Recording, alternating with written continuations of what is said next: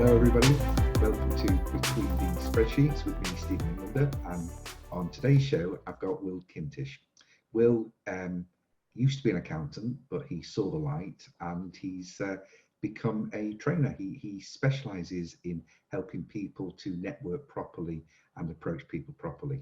So I'm going to go over to Will because he's dying to speak, I can see that, and he's going to tell us how he got started in this business. Okay, Stephen, thank you. So in the year 2000, an opportunity arose. I left accountancy having done 36 years. From the 1st of June in the year 2000 till about the 15th of March 2020, all I've been doing is showing people how to become confident and effective networkers face to face. How to work a room. Well, of course, then this all changed, didn't it? March this year, where we can't go to meetings, we can't go to networking clubs. And what I've had to do is reinvent myself. And since March till today, what I do now is all my training online, and I show people how to become effective online networkers, because that's the only way we can do it. I've always found that when I walk into a room, I've got a queue of people just clamoring to get to me. I mean, they kick each other out the way to come and talk to me. So I've never quite understood the need to be taught to network with people, but there obviously is one. What are the biggest problems that people have when they're networking? Very simple. They fear rejection. They don't believe that they have the right to be in that room, particularly younger people. You know, they go into a room with older people like you and me, Stephen, and they feel a bit inadequate.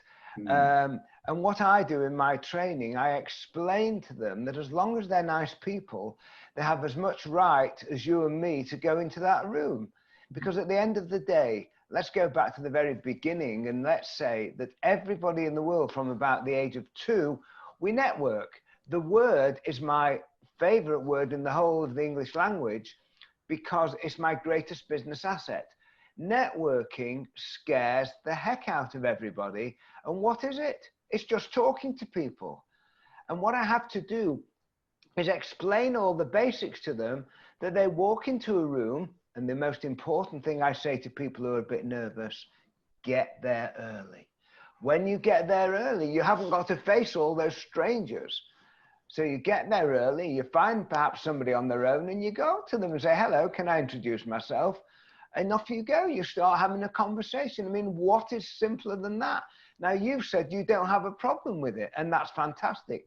Fortunately for me, Stephen, there aren't a lot of people like you, because if there were, guess what? I'd still be an accountant.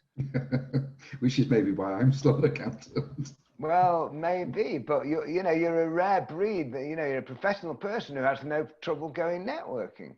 So that's the issue, walking into that room and often not knowing what to say, don't know how to break the ice, not knowing how to move on, not knowing how to follow up. And these are the things I talk about. So you think it's just a fear of rejection? Yes, well, it's a fear of rejection, but really it's an issue with people's self-confidence. Right. So suppose after being married twice to both of Jewish women, you sort of like get used to rejection. I don't know if you've experienced it, but they say that what is Jewish foreplay? It's basically 4 hours of begging. So so when we go out there, a lot of people think of networking as utilizing connections, but in this context, we're going into an event where there's lots of people, and we're going to sort of start conversations up with people. So I think the first thing is, if you don't go, you don't know, because a lot of people chicken out before they get there, don't they? Guess I picked that up from your website, to be honest. You did indeed. If you don't go, you'll never know. And at the end of the day, Stephen, there's only 2 ways to get business. One is to be reactive. In other words, wait for the phone to ring and hope things will happen. And that in itself, when you think about it, is a bit of an arrogance, really, isn't it? You know, it's a bit like behaving like the baby chicken, the nest. Watch. You know, the baby chicken in the nest waits while the parents go out and get the food. And it's the same with lots of small businesses. They just hope that the business will come through recommendations, referrals, and introductions. And if you want to be in control of the growth of your own business, you have to be out there and meet people. Yeah. Simple as that. And there's no easy cure to it. It takes up a lot of time. And since we've gone into lockdown, so many people, interestingly enough, have started to network. Because they've saved time, they've saved money, and they don't have to walk into the room. They can do it like this. And for many people, that is a great comfort. And that's why I've had to start showing people how to do it properly.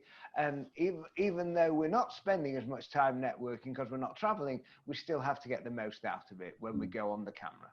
Yeah, I find if I walk into a room and there's people there, I find it quite natural most of the time to go and speak to people. But online, there's more formality to it, isn't there? There's always got to watch what you're saying because it might be being recorded as well, which is not a problem I have because my mouth runs away with it anyway. But have you found that? Is it a different way of teaching people to network? The basics are exactly the same. The 3 key steps to building relationships is know, like, and trust. To get to like people online or face-to-face is very similar. To trust people online or face-to-face is very similar. My strong advice to people since March has been to go back over your past contacts, your past connections, reinvigorate and re-energize the connections you've had, even with past clients, even where you put proposals to people and you haven't got the business. Just go back to people who already know you rather than putting too much effort into looking for new connections. Because you've already said it a minute ago, it can be quite uncomfortable if you're not in the same space as them. So my strongest advice I'm giving to everybody is go back, perhaps if you're on LinkedIn, go back through your LinkedIn connections and say, oh, I've not spoken to that person for some time.